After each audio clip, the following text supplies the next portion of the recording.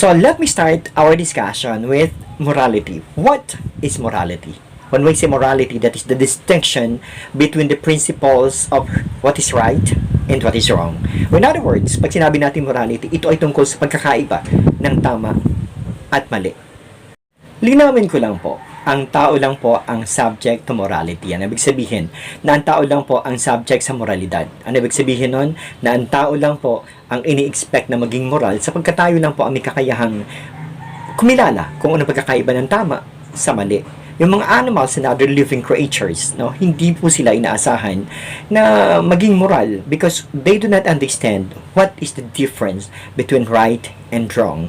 Kaya baga minsan, like say for example, meron kayong ulam, nilagay mo sa table ninyo, iniwan mo. Meron kayong alagang pusa, and then pagbalik mo, kinakain na ng pusa ang ulam ninyo. So ngayon, magagalit ka sa pusa, no? Without thinking na hindi alam ng pusa na mali yung kanyang ginagawa. Why is that? Sapagkat hindi niya nakikita yung pagkakaiba ng tama at mali, or ano ang tama at ano ang mali. Pero tayong mga tao, meron tayong kakayahan, no? Meron tayong kakayahan na alamin, no? Kilalanin anong pagkakaiba ng tama sa mali, or ano ang tama at ano ang mali. That is why ang tao lang po ang subject sa morality. Now, linawin ko. Ano po ang ginajudge natin na tama o mali? Ang ginajudge po natin na tama o mali ay yung kilos ng tao, hindi ang tao. Ulitin ko, ano po ang ginajudge natin of what is right and what is wrong? Ang ginajudge po natin kung ano ang tama at ano ang mali ay ang kilos o ang ginawa o ang ginagawa ng tao, hindi po ang tao. Ano po ang ibig sabihin nun? Kaya baga meron po tayong kasabihan na mahalin ang nagkasala at kamuhian ang kasalanan. Or baliktad ata. Kamuhian ang kasalanan at hindi ang nagkasala. Ano ibig sabihin nun? That you have to consider, no? I mean, na ang i-judge natin ay yung ginawa. Ang i-judge natin na like mali or tama ay yung ginawa at hindi ang tao. Kaya baga mali ang sabihin na ikaw ay masama. Sapagkat pag sinabi mo na ikaw ay masama, ibig sabihin nun, ang ginajudge mo ay ang tao, hindi ang kanyang ginawa. So, anong dapat? Ang dapat ay masama ang iyong ginawa. But I still love you kasi, di ba ganun tayo sa pamilya natin? Actually, pag nagkakasala tayo, like, nakakagawa tayo ng pagkakamali, nagagalit yung parents natin. Pero nagagalit sila sa ginawa natin, hindi talaga sa pagkatao natin, or hindi sa atin. Kaya nga, yun yung madalas na pagkakamali ng tao. Ang ginajudge natin na moral o immoral ay yung tao mismo, which is wrong. So, sa VALED, dapat ang i-judge mo ay yung kilos, yung ginawa, hindi yung tao. Okay? So, ang ginajudge natin na tama o mali ay ang ginawa, hindi ang tao. Kaya baga, ulitin ko, yung kasabihan sa Pilipino, no, na kamuhian ng kasalanan, pero hindi ang nagkasala. Because, yun ay galing doon sa prinsipyo, no, na ang ginajudge natin sa moralidad ay ang kilos, ang ginawa. Kung ito ba ay tama o ito ay mali. Ngayon, kailan naman natin masasabi kung tama o mali ang kilos ng isang tao? Okay. So, for us not to be confused, no?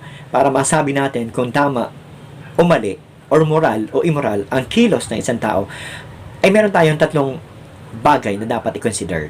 Okay, balikan ko lang na sabi nga natin, ang ginajudge natin ng tama o mali o ng moral o immoral ay yung kilos ng tao, hindi ang tao. Okay? Ngayon, for us to see, no? Kung tama o mali ang kilos ng isang tao, meron tayong tatlong dapat i-consider. Unang-una, the act itself. Ano ibig sabihin? Na dapat tingnan mo, tama ba o moral ba ang kanyang kilos, yung kanyang ginagawa. Pag tama ang kanyang ginagawa o moral ang kanyang ginagawa, then basically, that is good, that is right, that is moral. Pero pag mali ang kanyang ginagawa, automatically, alam na natin, that is immoral, that is not right, that is not good. Okay, example. Sa ginagawa ng tao, example natin, concrete example, ay yung pagtulong, no?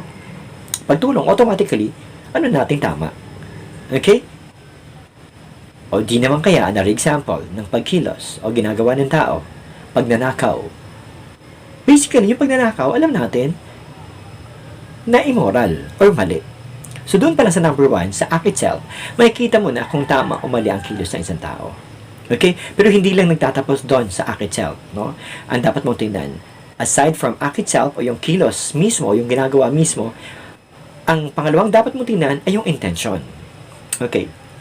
Ano ibig sabihin? Like for example, yung pagtulong, tama yung ginagawa niyang pagtulong.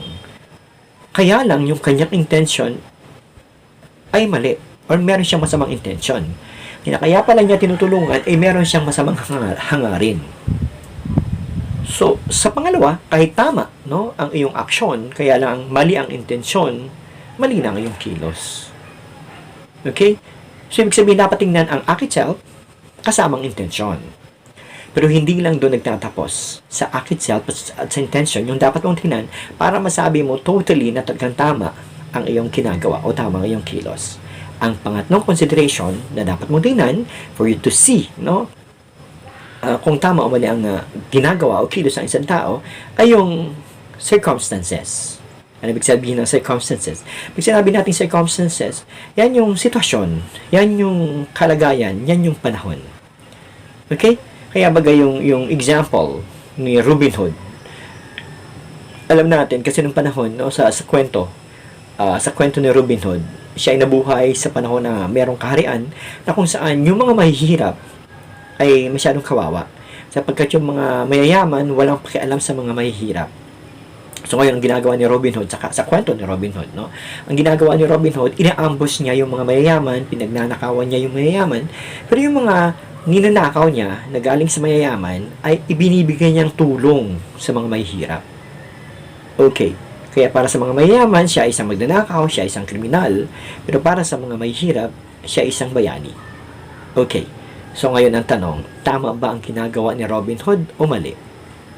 Base doon sa diniscuss natin na 3 things to consider para masabing tama o mali ang kilos ng isang tao: act itself, intention, and circumstances. O himay-himayin natin. Number 1, for us to see kung tama o mali ang ginagawa ni Robin Hood. Number 1, anong ginagawa ni Robin Hood? Nagnanakaw. Doon pala sa nagnanakaw, masabi natin na mali na ang kanyang ginagawa. Okay? So, pangalawa, intention. Tama ang kanyang intention. Sapagkat kaya siya nagnanakaw sapagkat binibigay niyang tulong sa mga mahihirap. Tama ang kanyang intention. Pero mali ang pagnanakaw. Sabi nga natin, meron tayong kasabihan na the end does not justify the means. Ano ibig sabihin nun? Hindi may tatama ng kanyang tamang intensyon ang kanyang maling ginawa. Kaya mali pa din yung ginagawa ni Robin Hood. O, pumunta tayo sa pangatlo, circumstances. Ano ibig sabihin? Yung panahon talaga at yung kalagayan, no, na kung saan si Robin Hood ay nabuhay, ay talagang nangangailangan ng tulong yung mga mahihirap. Walang tumutulong. So naisip ni Robin Hood, siya na lang yung tutulong. Tama yung circumstances sa ginagawa niyang pagtulong. Tama ang sitwasyon sa ginagawa niyang pagtulong. Kaya lang sa tatlong considerations, so nakita natin, sa number 1 pa lang yung act itself na pagnanakaw, mali na siya. Kaya kahit tama itong dalawa, mali pa din yung kanyang kilos. Sapagkat sabi natin, kailangan maging tama yung tatlo para masabi mong tama o moral ang isang kilos. Okay? Dapat tama ang act itself. Ibig sabihin yung ginagawa dapat tama. Pangalawa, tama din ang intention. Pangatlo, tama din ang circumstances. Pero pag may mali dyan sa tatlo, mali na ang kilos. Kaya minsan sinasabi natin, ang hirap maging tao. Kaya lang kinakailangan po nating magpakatao. At bilang tao, na meron tayong kakayahang mag-isip, no? Kakayahang makita yung pagkakaiba ng tama at mali, kailangan po nating gawin kung ano ang tama at iwasan ang mali. Okay. So, sa ganung sistema, bilang nag-aaral, nagme-major sa ValEd, at least you will not be confused, no? Kung kailan mo sasabihin na tama o mali ang kilos ng isang tao. Kung ito ay moral o ito ay immoral. So, dapat tingnan yung tatlong considerations. Okay? So, una ay act itself, yung kilos mismo. Pangalawa, yung intention. Ano ba ang kanyang intention? Tama ba o mali? Pangatlo, yung circumstances o yung kalagayan o sitwasyon. Okay. So, maliwanag yan. Kasi baka mamaya kahit ikaw mismo na nag-aaral sa VALED, ma-confuse, no? Kasi baka ang tingnan mo lang yung intention. Hindi mo tinignan yung circumstances. Ang daming sitwasyon na kung saan minsan tama yung action, tama din yung intention, kaya lang hindi pa napapanahon. Mali ang hindi pa bagay, no? Hindi pa tama sa circumstances. So mali pa din. So maliwanag na yan. At least tama yung tatlong considerations, no? Para masabi nating tama o mali ang isang kilos. Now, let us discuss virtues, which is very important. Bilang nagme-major sa VALED, dapat alam mo kung ano ibig sabihin ng virtues, no? And it's not only for those who are studying values education, but this is for everybody, no? Ano ibig sabihin ng virtues? Pag sinabi nating virtues, na dapat bawat isa sa atin, ay meron nun. Tinataglay yun, dinidevelop yun. Pag sinabi nating virtues, in a simple definition, that is good habits. No? Ulitin ko, pag sinabi nating virtues, that is good habit. Lahat naman tayo, kinakailangan i-develop natin sa sarili natin yung good habits. Because, yun yung kailangan ng bawat isa sa atin. Hindi lang para sa relasyon, hindi lang para sa pamilya, kundi sa ating pang-araw-araw na buhay. No? Na kailangan natin yung mga good habit para mabuhay ng matiwasay at maayos at mapayapa at maligaya at masaya. Okay. So, ano ibig sabihin? Example, no? Pag sinabi nating virtues or good habit, we have this what we call 4 cardinal virtues, which is very important, no? Na dapat bilang nagme-major sa values education, dapat alam mo at dapat dinidevelop mo sa sarili mo. Kahit ako, I'm struggling still, no? Hindi ganun kadali mag-develop ng habits, no? But if you try, no, and struggle to develop it, nadi-develop that, no? The first is, we have the 4 cardinal virtues. The first cardinal virtue is what we call prudence. Okay? Ano ibig sabihin ng prudence? Pag sinabi natin prudence, that is, sabi nga ng isang author, that is the mother of all virtues. No? Ibig sabihin na pagiging sa simpleng definition, explanation, no? Pag sinabi natin prudence, yan yung ginagamit mo yung isip mo, nag-iisip ka muna, hindi ka pa bigla-bigla. You do not decide right away, pinag-iisipan mo muna yung mga bagay-bagay. No? Na ibig sabihin, ikaw ay naging wise, ikaw ay nag-iisip muna. No? Pinag-isipan muna yung mga bagay-bagay. Like, for example, pag meron kang sasabihin, iisipin mo muna, makakasama ba to, makakatulong ba to, makakasira ba to, at pag nakita mo na, naku, mukhang hindi ito makakatulong, makakasira ito, so hindi mo nasasabihin. Meron kang gagawin, titingnan mo muna, tama ba yung gagawin ko? Baka naman hindi magandang kalabasan ito. Ngayon, pag nakita mo na tama, then okay, gagawin mo. Pero pag nakita mo na mali, hindi mo gagawin. And that is the virtue of prudence. Na pinag-iisipan mo muna yung mga bagay-bagay. No? Ibig sabihin, hindi ka pa bigla-bigla, hindi ka pa daskol-daskol, naging wais ka, no? Ibig sabihin, naging prudent ka. And that is a good habit. No? Na pag ganun yung ginagawa mo, nakasanayan mo na, naging habit mo na, no? Yung nag-iisip ka muna sa mga bagay-bagay, no? Marami kang maiiwasang pagkakamali. Marami kang maiiwasang mga bagay na pwede mong pagsisihan. So that is why it is very important na we need to develop the virtue of prudence. Okay. At mula sa pagiging prudent, kaya sinasabi yun na cardinal virtues, sapagkat mula doon sa pagiging prudent, nadidevelop mo pa ang iba't ibang mga good habits. Siyempre, pag pinag-iisipan mo yung mga bagay-bagay, naging nagiging matipid ka, o nagiging masipag ka, o di kaya nagiging maaga ka sa mga appointments, etc. etc. So, ibig sabihin, mula doon sa pagiging prudent, nagmumula ang iba't iba pang mga good habits. Kaya sinasabi yan, na mother of all virtues. Okay, that is the first cardinal virtue, yung pagiging prudent. No? Yung prudence, the virtue of prudence. At pangalawa, sa cardinal virtue, yung tinatawag nating justice. The virtue of justice. Good habit, yung justice. Ano ibig sabihin? Na yung justice sa simple, ang daming definisyon, no, ng justice or katarungan. Pero sa simpleng definition, pag sinabi nating justice, that is giving what is due. Ano ibig sabihin? Pag sinabi natin giving what is due, sorry, nadigay ako. Pag sinabi natin giving what is due, ibig sabihin, ibinibigay mo yung nararapat. Okay? So, simple lang, no? Pag binibigay mo yung nararapat, you are doing justice. That is justice, no? Pero pag hindi mo binibigay kung anong nararapat, that is injustice. Simple lang, no? For example, sa sarili natin, pag hindi mo binibigay, hindi mo ginagawa sa sarili mo kung ano ang nararapat, you are doing injustice to yourself. Halimbawa, sa parents natin, pag hindi mo binibigay sa parents mo ang nararapat sa kanila, like yung pagmamahal, yung paggalang, etc., you are doing injustice to your parents. Halimbawa, sa iyong pagiging estudyante, pag hindi mo ginagawa ang nararapat bilang estudyante, you are doing injustice to yourself as a student. No? Pag hindi mo pinapaunlad yung sarili mo, you are doing injustice to yourself. No? Sapagkat hindi mo ibinibigay kung ano ang nararapat. No? Pero pag binibigay mo kung ano ang nararapat, maganda yung magiging resulta, maganda yung kalalabasan. Pero pag hindi mo binibigay kung anong nararapat, syempre, hindi maganda ang resulta, hindi magiging maganda ang kalalabasan.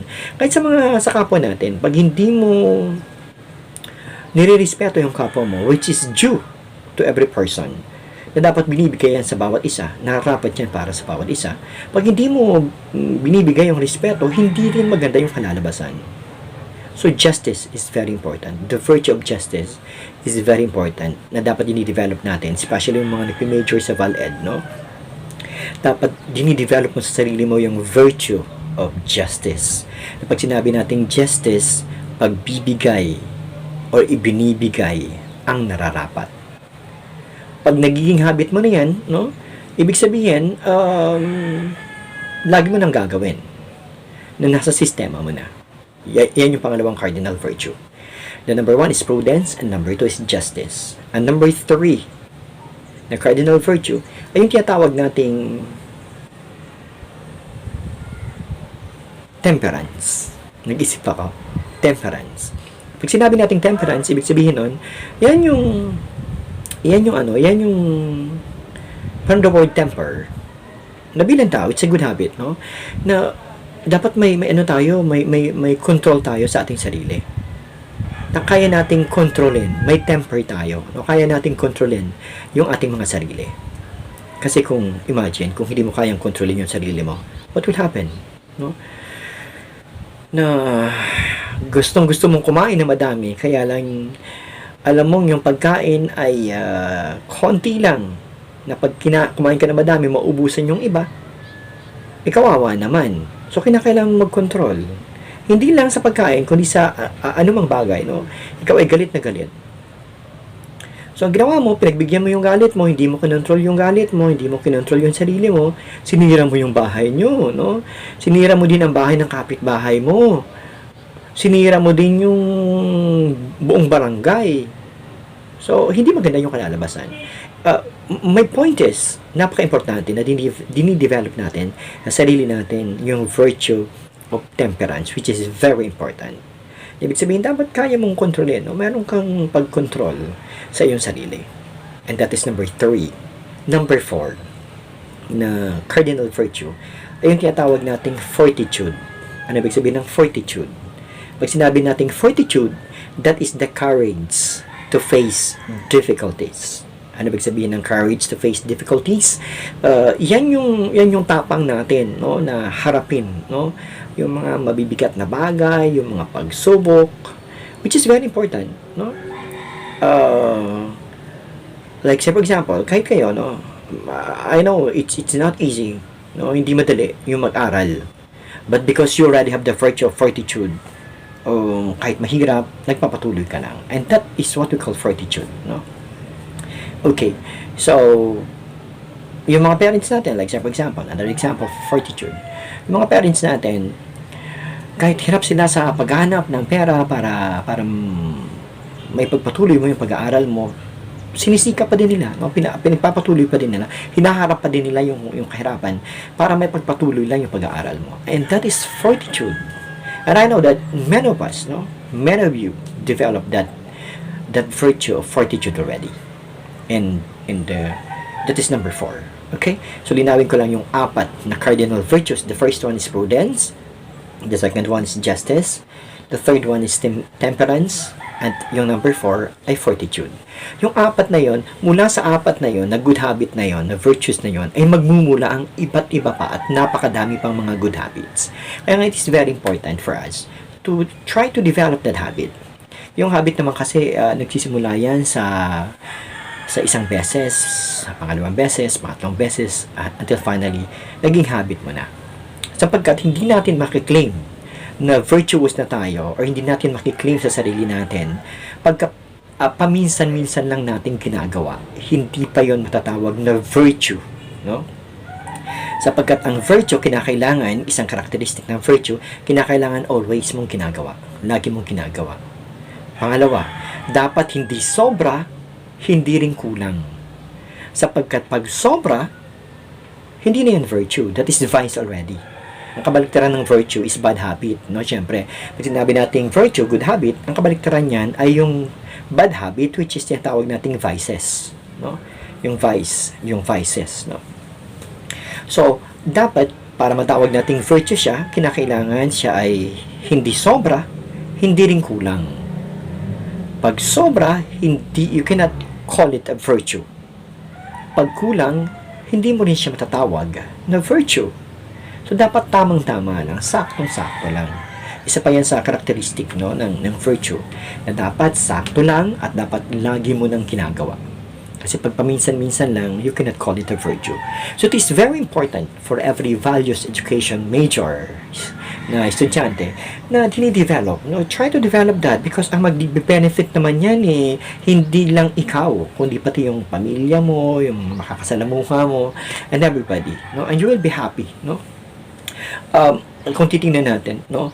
Ano ba yung mas madaming na-develop sa'yo? Yung good habit, yung virtues, o yung vices?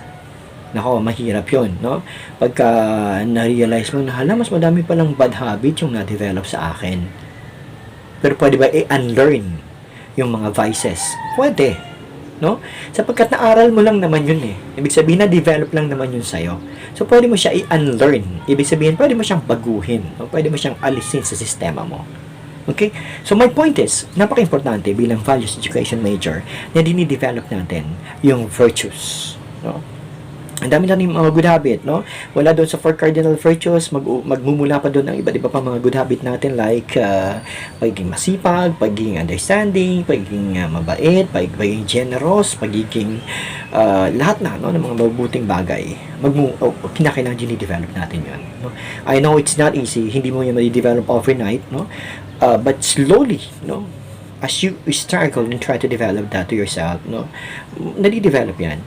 And then, kaya nga sinasabi natin, no, na it's very important for us to know ourselves para makita mo ano ba yung dapat kong develop, ano ba yung dapat kong alisin na habit, no, bad habit, at ano ba yung good habit na dapat kong develop sa akin sarili.